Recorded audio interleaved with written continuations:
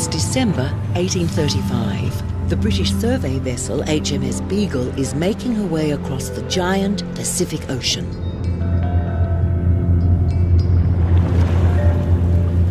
There's an R10.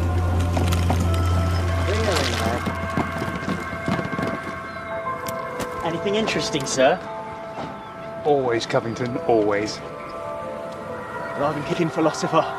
Not when I've finished with him. On board is 26-year-old naturalist Charles Darwin, whose journey in the Southern Hemisphere will change the way we see ourselves and the world around us. That looks like a new one, sir.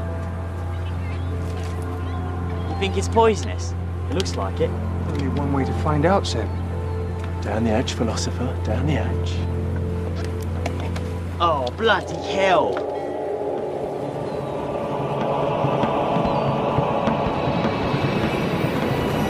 No, it's not benign. My mistake, any takers. Right the main topsail.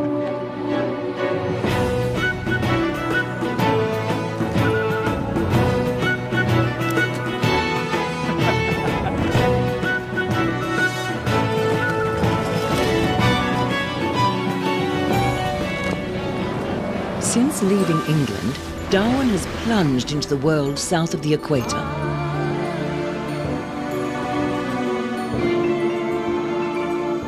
The exotic vividness of the unspoiled Southern Hemisphere will start him on another journey.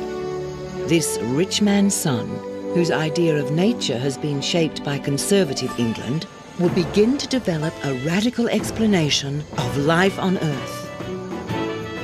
In years to come, Charles Darwin will piece together the strange puzzles he sees on his voyage and write a book that will change the world. Darwin's theory of evolution by natural selection explains everything about life, its complexity, its beauty, its elegance, and its diversity. To me, the origin of species brought together so many disparate areas of biology. The diversity of species, suddenly the idea of evolution made sense of it all. Darwin will spend years working in secret, painstakingly piecing together proof of his theory.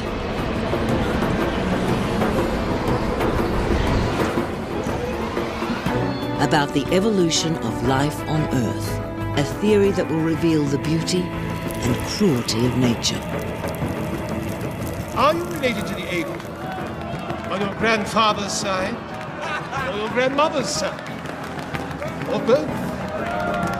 Darwin's radical ideas will incite feverish debate and ridicule in Victorian society.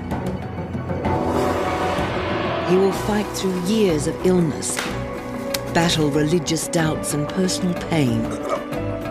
Who's this Wallace when he's at home? He's a collector. Charles. But he's not alone in his struggle. He will need the help of others. These men have undergone the same experience in the Southern Hemisphere, and it creates an extraordinary bond. They gave him the courage and confidence to publish that the world was created by natural forces rather than by God. Charles Darwin knew the power of his work, a work which tore at the heart of his world and generated a fierce debate about creation, which continues to this day.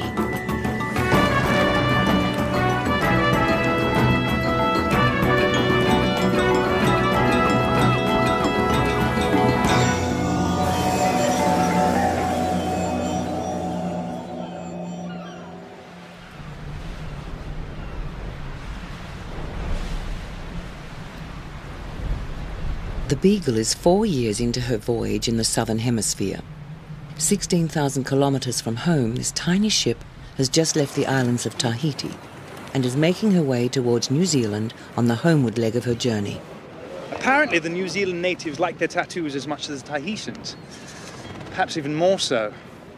There's a tale in here about skinning the chief's tattooed thighs after he died. Skinning his thighs? Because they were such an artwork.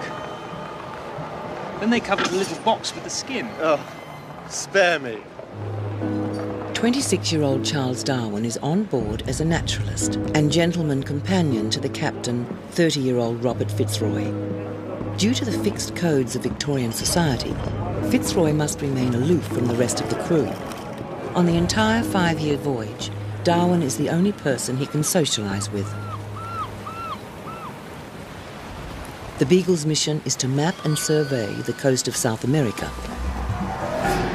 Their epic journey began in England, December 1831. The ship's first port of call was Brazil, where Darwin discovered animals and plants he had never before seen. In Argentina, he collected fossils that bore striking resemblances to living creatures. And exploring the mountainous Andes, he realized the importance of geology and the millions of years it took to shape the Earth's surface. When the ship anchored at the Galapagos Islands, Darwin discovered a natural treasure trove of strange plants and animals that instantly inspired his extraordinary theory of evolution, or so legend would have it. The Galapagos has become a kind of mythic place. Darwin sees these strange beasts and the finches on the different islands, the tortoises, and bang, he understands evolution. Nothing could be less true. We need to understand that the Galapagos is the beginning of a process that continues on the rest of the voyage. Let go! Darwin's exploration continues. In December 1835, the Beagle anchors in the north of New Zealand at the Bay of Islands. What Darwin sees here, and later in Australia, will challenge his understanding of the world more than in any other part of his journey. That one's all done, sir. Good. Darwin is now about to embark on the most important leg of the voyage. It's a series of islands or island continents. The great thing about islands is they're containable. You can manage them. They are a kind of perfect laboratory. Now he's starting to think much more about humans as a species on islands. This one too, sir. The contest that occurs between new invading humans and the indigenous peoples.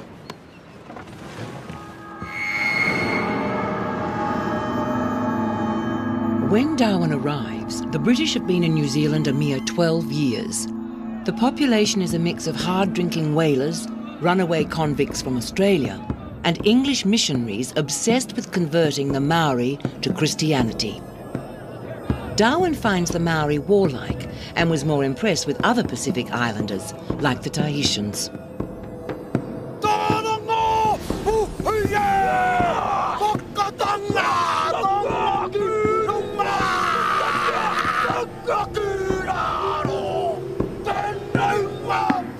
A more warlike race of inhabitants could not be found in any part of the world.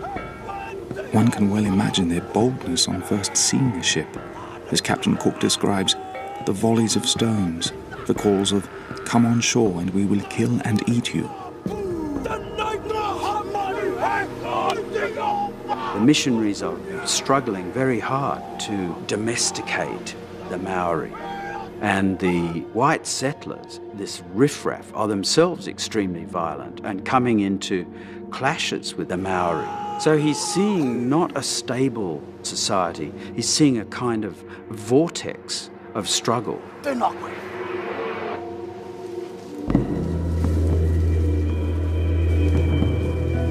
As he did throughout his voyage, Darwin ventures inland to explore this strange new world, collecting plants and animals to send back to England. But here it's people and how they can be changed which capture his interest.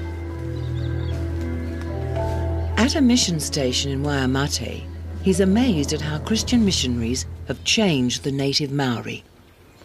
Tonight, we could find her heathen relatives practicing polygamy, cannibalism and murder. Astonishing. Truly. The moral effect are remarkable. One could almost be at home.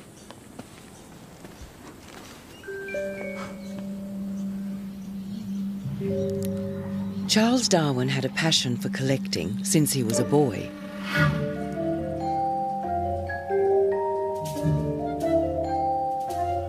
Keen to be noticed, he often told lies about seeing rare birds.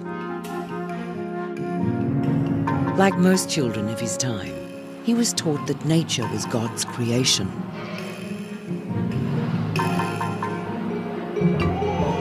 Sent to Cambridge to train for a career in the church, young Darwin was seen as a lost cause. Reverend Professor Sedgwick. Yes, Mr. Darwin? I've been told about your geological outing, sir, and I'm rather keen to... May I suggest that you start by attending my lectures? Then I shall consider your request. Your reputation, Mr. Darwin, is of an idle man, more interested in drinking and dabbling in field sports. An opinion shared by Darwin's father, Robert. Care for nothing but shooting, dogs and rat catching. Buckle down. Perhaps it would help if I joined an expedition. Then settle down when I get back.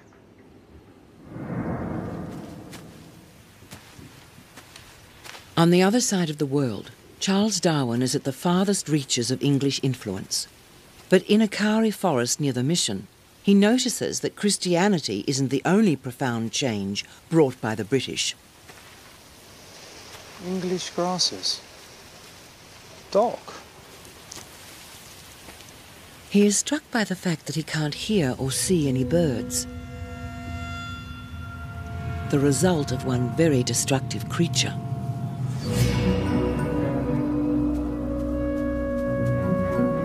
Many invasive species have arrived in New Zealand, and the rat is one of the most damaging ones. It probably got here with Captain Cook in 1769. It feeds particularly on ground nesting birds and their eggs. It will feed on large-bodied invertebrates. It's really a predator of anything near the ground. The effects Darwin saw here of the replacement of native species by introduced species made him think about the process of one species replacing another, which of course is part of the mechanism of evolution ultimately. The common Norway rat, in the space of 2 short years, has annihilated in this northern end of the island the Polynesian species. He's seeing the incredible series of ramifications that occur when a new species comes in to a kind of virgin place. New Zealand, not only then, but later, is crucial to Darwin's theorising. In fact, he spends an enormous amount of time later in life cursing himself for not being in New Zealand longer. With New Zealand behind him, Darwin is eager to arrive at his next port of call. On January 12, 1836, the Beagle sails through the heads of Sydney Harbour, giving Charles Darwin his first glimpse of Australia, the remote colony which began as a dumping ground for criminals. At last we anchored in Sydney Cove. Ancient Rome in her imperial grandeur would not have been ashamed of such a colony.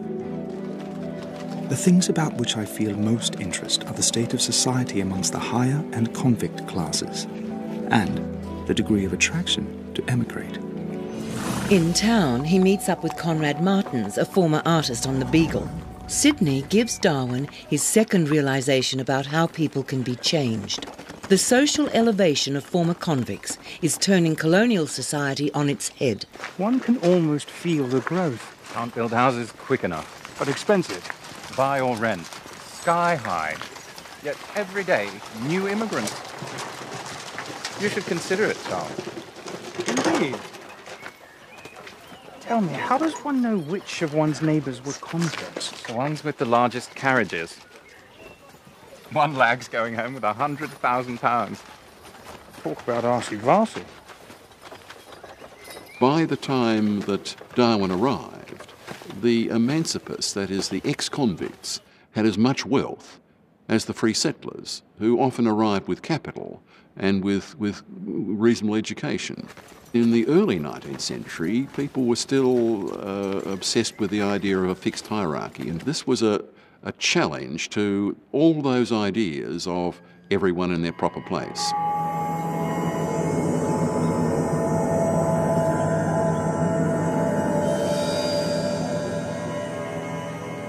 4 days after arriving at the height of a drought-stricken summer, Darwin heads out west to explore the Australian interior.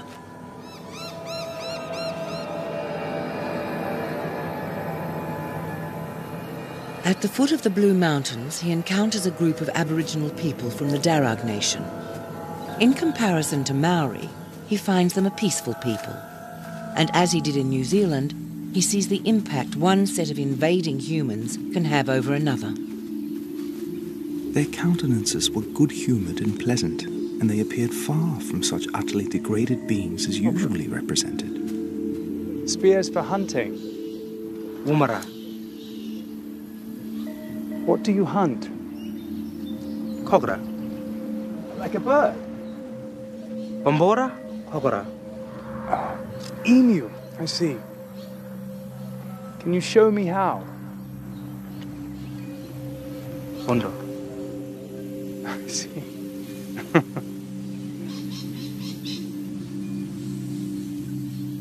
Umara. What Darwin would have been told was that the Aboriginal population was constantly falling. The very progress of the colony meant the destruction of the original inhabitants. It was considered quite normal to shoot Aborigines if they'd been spearing your sheep and cattle. From the 1820s, and certainly by the 1830s, it is assumed that the Aborigines will indeed die out. It was commonly discussed, and Darwin could not have missed it for one moment. The decrease in numbers must be owing to the drinking of spirits. The European diseases, even the milder ones of which such as measles are very destructive, and the gradual extinction of wild animals.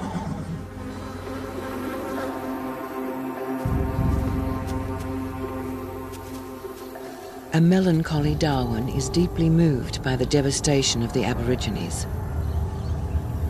An impression he won't forget.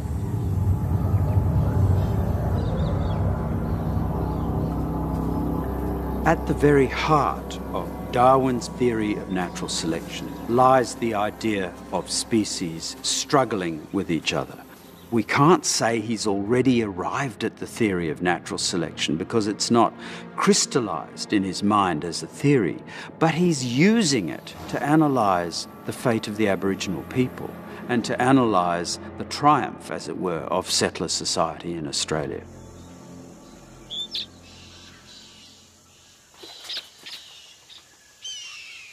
As Darwin crosses the Blue Mountains and descends to the plains below, his attention turns from people to animals. And for the first time, he speculates on God's role in creation. He's astonished that many of Australia's supposedly unique creatures bear a striking resemblance to those in England.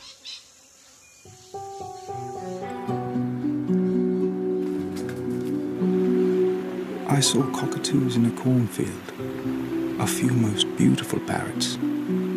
Crows, like our jackdaws, were not uncommon, and another bird, something like the magpie.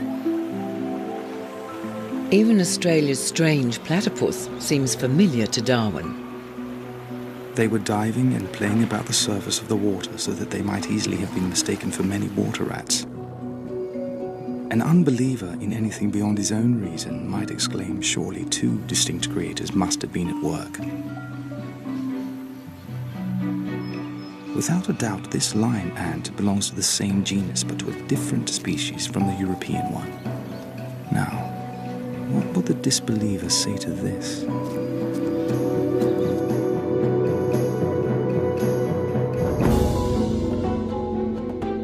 In Darwin's day, scientific thought is dominated by the belief that God has not only created every single species, but has placed them in just one particular location.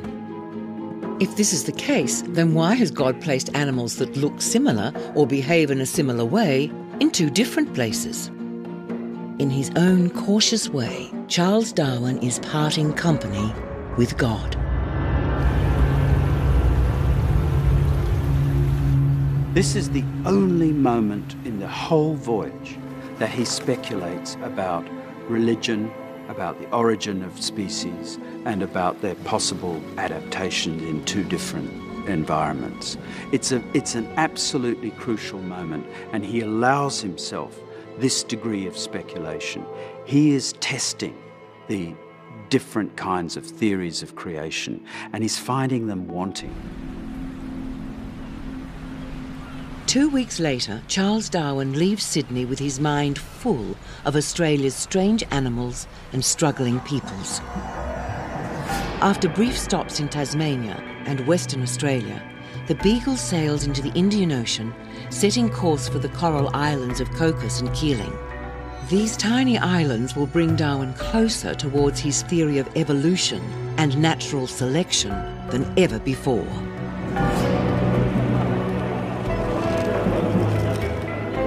During the voyage, Darwin has been devouring the books of the eminent geologist Charles Lyell. The Cocos and Keeling Islands are living examples of Lyell's evolutionary approach to how the Earth's surface is formed, not by miracles, but natural processes like growing coral.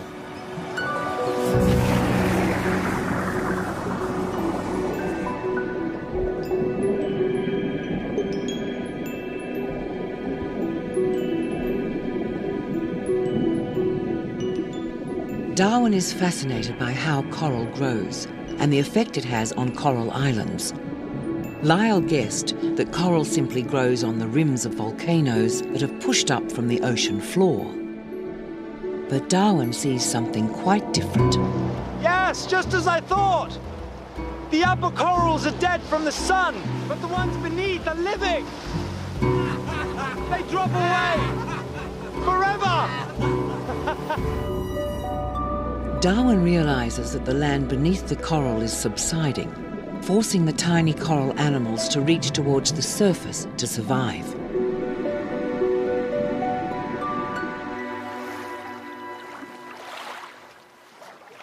And this is what Darwin was looking at. Coral polyps that build entire coral reefs. A polyp is really like a tiny sea anemone, but they're different to sea anemones in that they clone themselves and live in colonies of hundreds of individuals. If you took this branch here, it's covered by hundreds, if not thousands, of coral polyps. And together, they make coral colonies. And those colonies build up over time to create coral reefs. They build vast cities in which perhaps over 1 million species get to live. Corals, like all organisms, they're struggling against other organisms. They struggle towards the light, the struggle to survive at a particular depth. In many ways, corals exemplified the sorts of struggles in nature that Darwin documented so handsomely in his volume, The Origin of the Species. We must look at a lagoon island as a monument built by myriads of tiny architects. The land and the sea are here struggling for mastery. The ocean an all-powerful enemy, yet we see it resisted and even conquered. Darwin called it the eye of reason that he's seeing, because what you're seeing here in the middle of this vast ocean is creation of new land, not by God long ago. It's a tiny little creature in the sea. Drifts of sand have built up and an island has come into being. Some strange bits and pieces of seed have landed on that island, odd little animals, some birds, and a new creation has come into being in an entirely natural way. We're seeing a perfect emblem of the theory of natural selection, even if that theory hasn't gelled yet in his mind.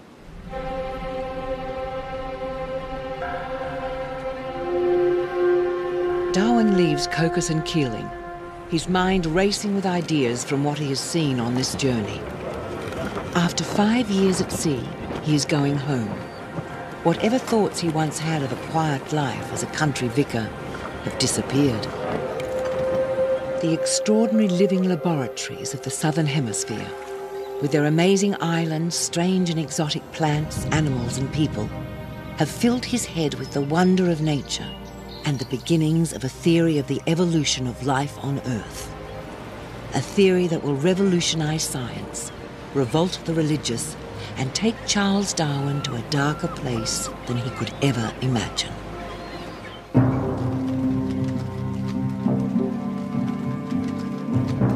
On the 2nd of October 1836, Darwin arrives back in England. It's a time of great change and progress. Queen Victoria is about to take the throne. The British Empire is growing. Driven by the Industrial Revolution, workers are flooding the cities for jobs in factories, struggling to live in crowded and squalid conditions. Radical ideas of evolution from the French Revolution are beginning to find a voice in this new British working class, who see evolution as a tool for reform. For the conservative establishment, it's a threat.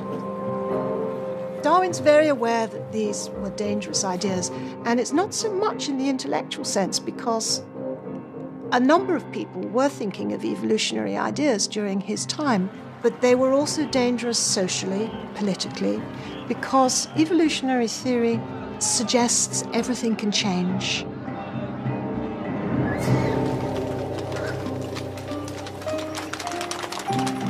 But for this budding evolutionist, social strife on the streets of Britain is far from his mind as he heads towards the embrace of his wealthy family.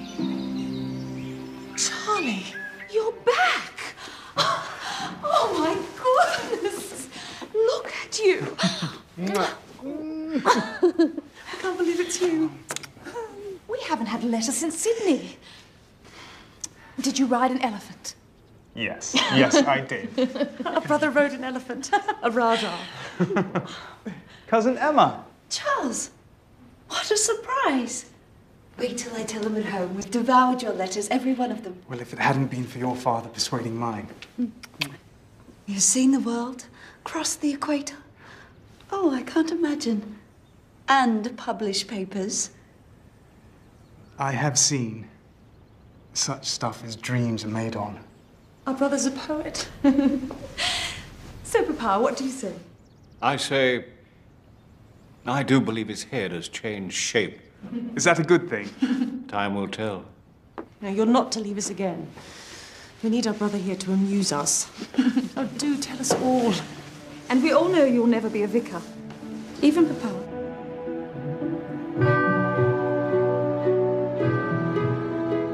Though Darwin would never enter the clergy, the Anglican Church dominates every level of Victorian life in Britain, including the scientific elite, which Darwin's hoping to join. In Darwin's day, you couldn't graduate or even enter Oxford or Cambridge unless you were a member of the Church of England. And the leading naturalists in Darwin's day were clergymen of the Church of England. We have to think back to a world where science, politics, and religion were all mixed up together, that to be properly scientific was to be properly Christian. Evolution was damned as being anti-God and anti-science because it's creation by natural law, not acts of God.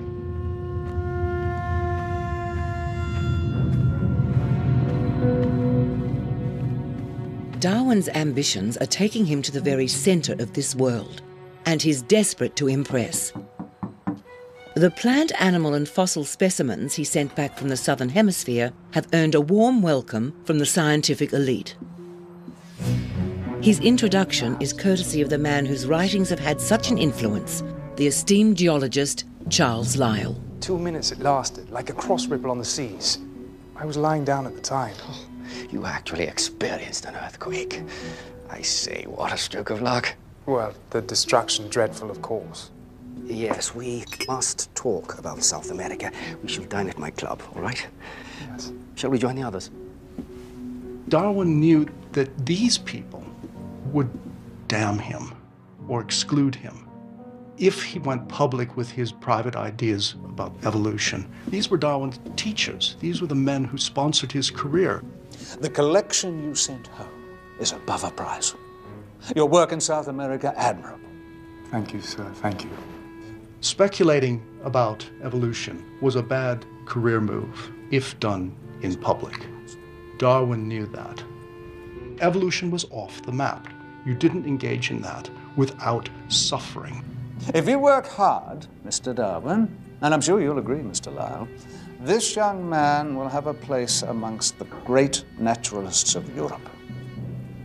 But if you lead the life of an idle man...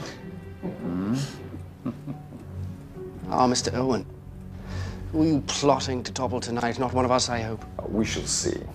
I shall watch my back. Professor Owen has the great Grant in his sights, am I right? Grant is a loud-mouthed evolutionist. Someone should get rid of him. Yes. Goes without saying. Excuse me. The pampas fossils you collected, Mr. Darwin. What are your plans? Ironically, it's Richard Owen, the revered paleontologist and staunch enemy of evolution, who opens Darwin's eyes to the significance of his fossils from the voyage. In doing so, he begins a series of events which will transform Darwin's nagging evolutionary thoughts into dangerous certainties. Megatherium bones will be invaluable. They will. You've filled some useful gaps there. These belong to creatures unknown. Perhaps a glyptodon, a large, extinct, armadillo-like creature.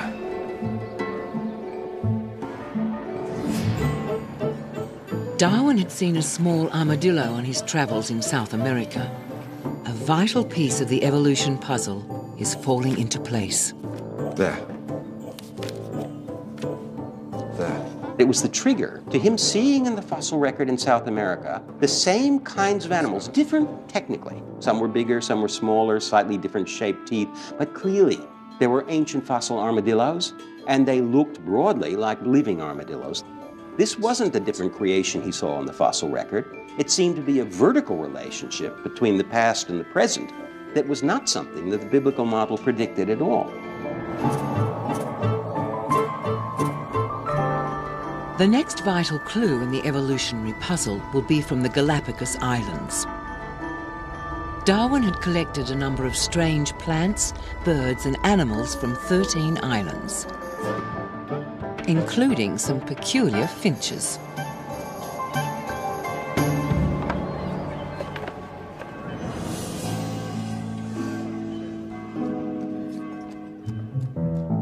On Darwin's return, he gives his finches to the renowned ornithologist John Gould. By late March 1837, Gould is ready to report his findings to Darwin. It will be one of the most significant turning points in Darwin's scientific life. Now, what's interesting to us is these are most certainly island species. So they didn't immigrate there?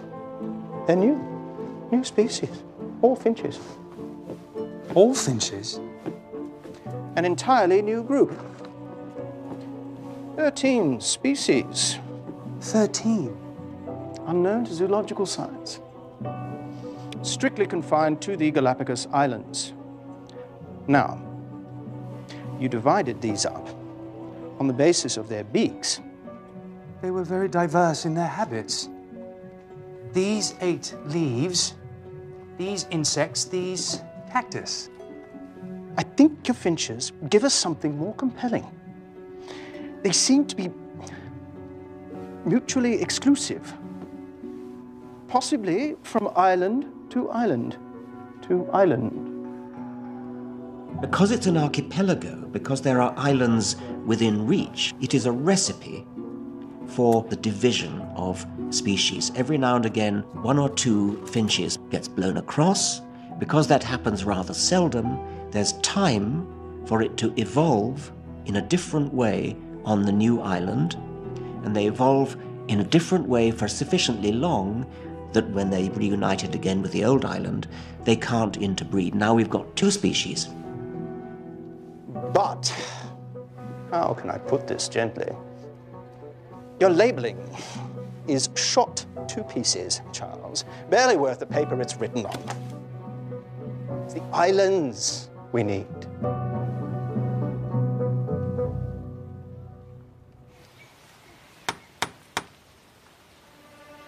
Darwin immediately seeks the help of Captain Fitzroy, as he had meticulously labelled his own finches. Charles. Fitzroy's collection will prove that the finches do come from different, isolated islands. This is a eureka moment. The finches suggest that species change through natural means, not by the miracle of God. This is a phenomenal step in scientific thinking. If there is the slightest foundation for his remarks, such facts would undermine the stability of species. The idea that something could change into a different species was entirely foreign to the way people thought. Not only can rabbits change into something a bit different from rabbits, but given enough time, bacteria can change into humans. And that's what's happened over 3.5 billion years. There was no view before Darwin that species actually descended from other species or that they split. The process of splitting is extremely important in evolution because it generates the biodiversity, the different species we see around us. In fact, we have now probably 50, 60 million species on Earth, and that all reflects a process of splitting.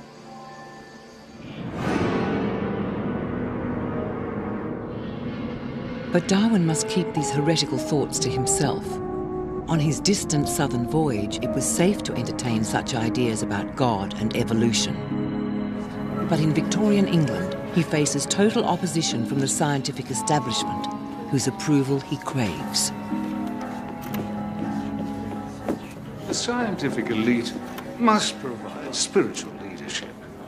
I mean, not spread depraved doctrines about species and all that train its monstrous consequences.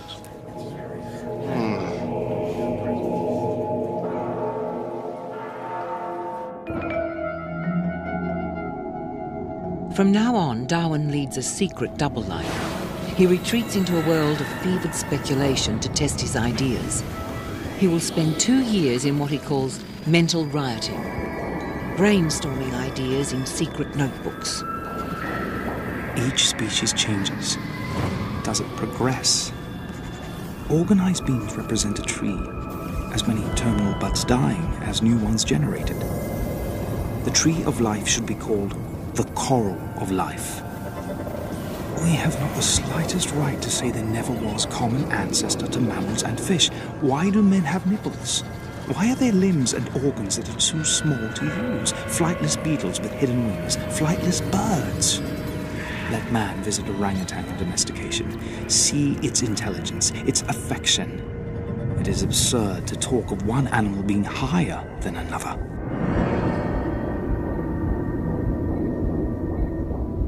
But as Darwin wrestles with ideas of evolution, he is plagued with strange illnesses.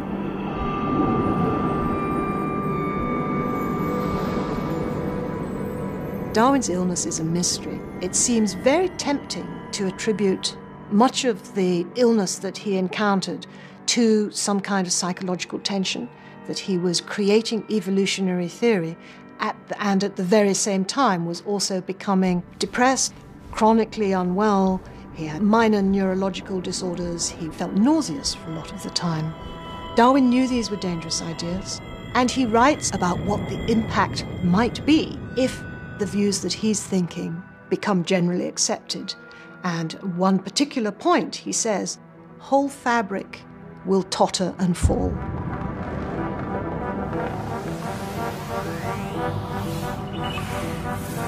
One of the most heretical aspects of Darwin's thinking is about human beings. Most people believed that humans, as God's special creations, were not subject to the same laws and forces as the rest of nature. Man, wonderful man with face turned upward to heaven. He is not a deity. He possesses some of the general instincts and moral feelings as animals. But he doesn't stop there. To Darwin, it's increasingly obvious that humans, as part of nature, are evolved from an ape ancestor. People who've been brought up to think that there's something unique, almost angelic, about humans feel insulted by the idea that we are animals. Indeed, we are apes. This is an absolutely dangerous and heretical idea, particularly because it's unprovable at this point. Had he put it up at this point, not only would it have been seen as heretical, it would have been seen as ludicrous and slammed into the ground.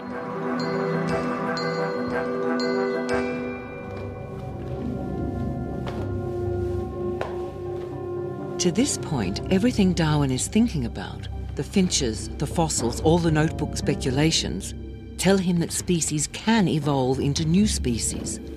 The real question is how. In October 1838, Darwin reads a book by the political economist Thomas Malthus. In it, he proposes that human populations increase faster than the resources available, leading to a desperate struggle for survival. Malthus's struggle inspires Darwin to see a way evolution could work in nature. He would soon call it natural selection. When two races of men meet, they act precisely like two species of animals. They fight, eat each other, bring diseases to each other, but then comes the more deadly struggle, to gain the day. Malthus argued that population will tend to outstrip food resources, but Darwin recognized that means competition between individuals, and that then was a key link in Darwin's theory. These ideas were in his mind in New Zealand and Australia, where Darwin saw firsthand the conflict between peoples as they struggled for survival.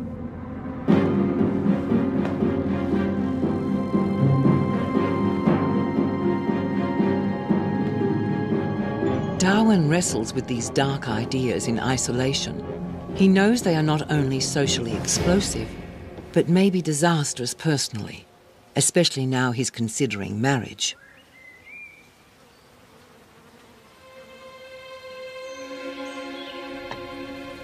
Would you like sugar, Charles? No, thank you. In keeping with family tradition, Darwin turns to his cousin Emma, whom he's known since childhood. Emma is devoutly religious, while Darwin is now having serious doubts. His father urges him to conceal his heretical thoughts, but Darwin decides to be honest.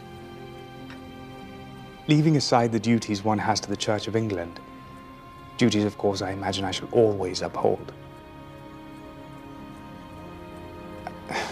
The best way to put this may be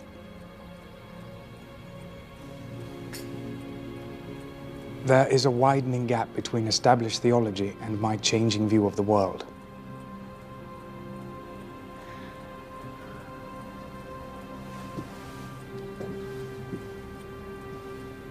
Genesis and geology cannot go hand in hand.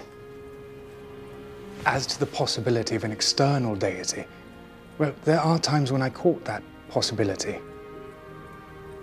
But as to the concept of a God that has intervened in creation over the millennia, or intervenes in our lives with miracles and such like, on that, my dear Emma, you may find me wanting.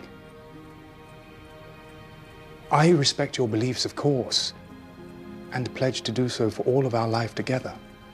Well, I thank you for your candor, Charles. I should dread the feeling that you're concealing your opinions for the fear of giving me pain. I am of the belief that honest and conscientious doubts cannot be a sin. Thank you, Emma. Thank you. Will you do me a favor, Charles? Read our Saviour's farewell discourse to his disciples at the end of the chapter 13, St. John. It is so full of love and devotion. You can change your mind. Having spent so much time at sea and with my work, I'm rather a solitary brute. Well, that will have to change a little, won't it? Now, I wonder, would you do me a favor? I need your help with this experiment. Oh! Let's see if the worms react to music. 1, 2, 3. Darwin was a loving husband, and there were many times when he felt his work would probably worry his wife. The thing that worries her is that it was commonly believed that if you were a doubter, you wouldn't go to heaven. But she wasn't a policeman. She didn't stop him working on any of the things that he wanted to work on. It seems very likely that she prayed for his soul, but they were married to each other and they loved each other, and they did manage to accommodate the differences.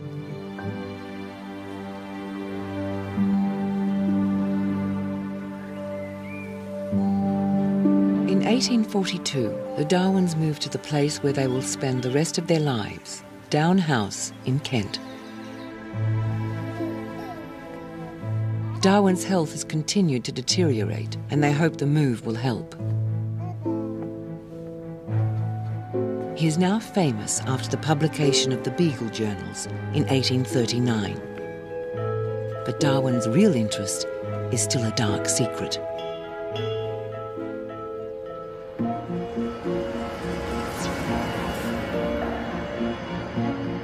Recurring illness slows his progress, but now he has a 35-page outline of his theory.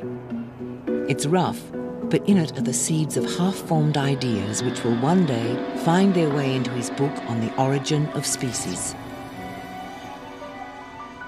When we, for instance, see bat, horse, porpoise fin, hand, all built on the same structure, we see there is some deep bond of union between them. But as soon as Darwin solves one puzzle, others appear. He understands animals and geology, but needs to know more about plants and how they evolve. Help comes from a man whose life has, like his, been shaped by an epic voyage to the southern hemisphere.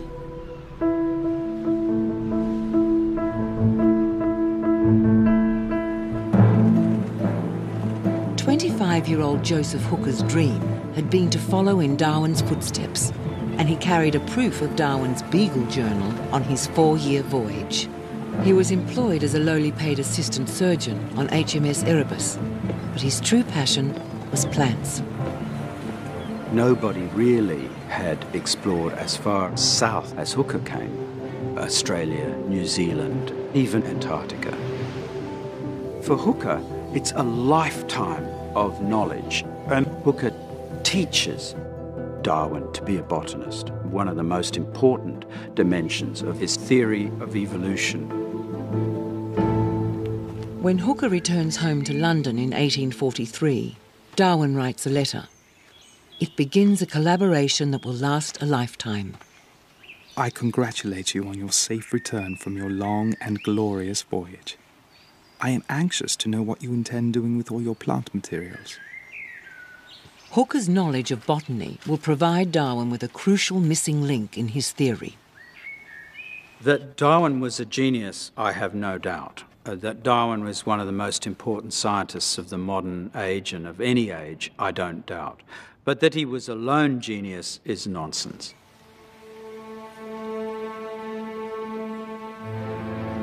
After 3 months of correspondence, Darwin takes an uncharacteristic step.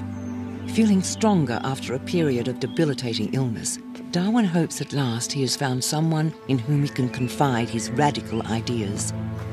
Mr. Charles Darwin. Joseph Hooker. Pleasure to meet you. It's a pleasure to meet you too. Joseph, I realize how presumptuous I must sound, but here's the thing. This is rather like confessing to a murder. But I have read many agricultural and horticultural books. Well, yes, I know. Your knowledge is extraordinary. There's no doubt about that. So, gleams of light have come to me, and I am almost convinced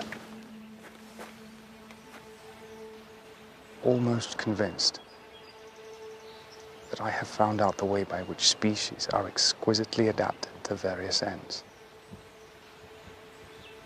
Wow, that is interesting.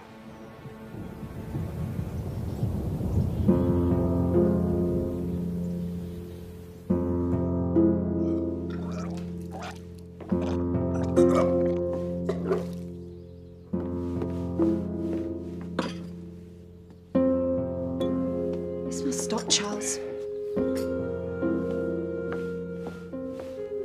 Not much longer, Emma. Despite his declining health, Darwin continues to work. He's buoyed up by his new ally and writes night and day, expanding the outline of his theory, all the while exchanging letters with Hooker. In the spring of 1844, almost 7 years after returning from the Beagle voyage, Darwin finishes his 189-page essay on evolution and natural selection. But it could all be for nothing. Although only 35, Darwin's afraid that his constant illness could easily kill him. He turns to the one person he knows he can trust above all others.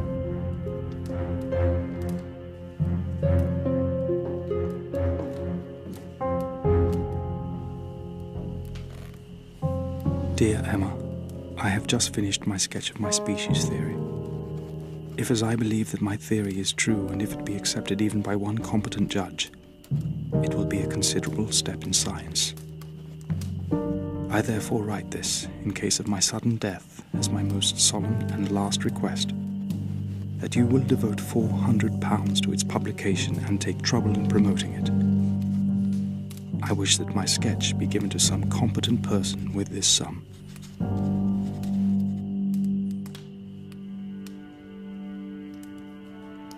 This letter Darwin wrote to Emma is hugely significant. This showed an immense amount of trust between the couple. If Darwin thought that Emma was so opposed to his work that she would try to suppress it, he wouldn't have written that letter. It was a sacred trust. This shows that Darwin believed he had written something for the world and possibly for the ages. He knew he had something enormous.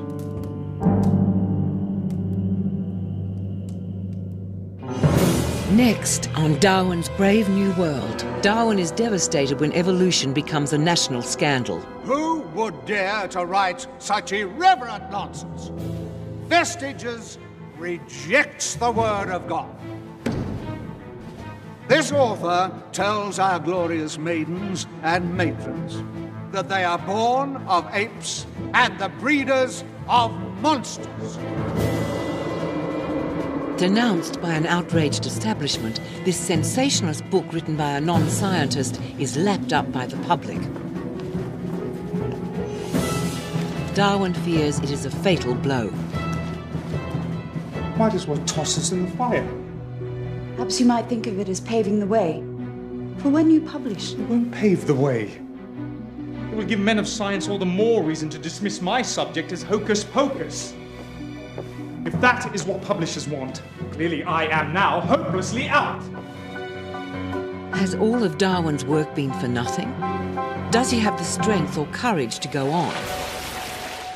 Will his supporters come to his aid in time to help Darwin complete his world-changing theory of evolution?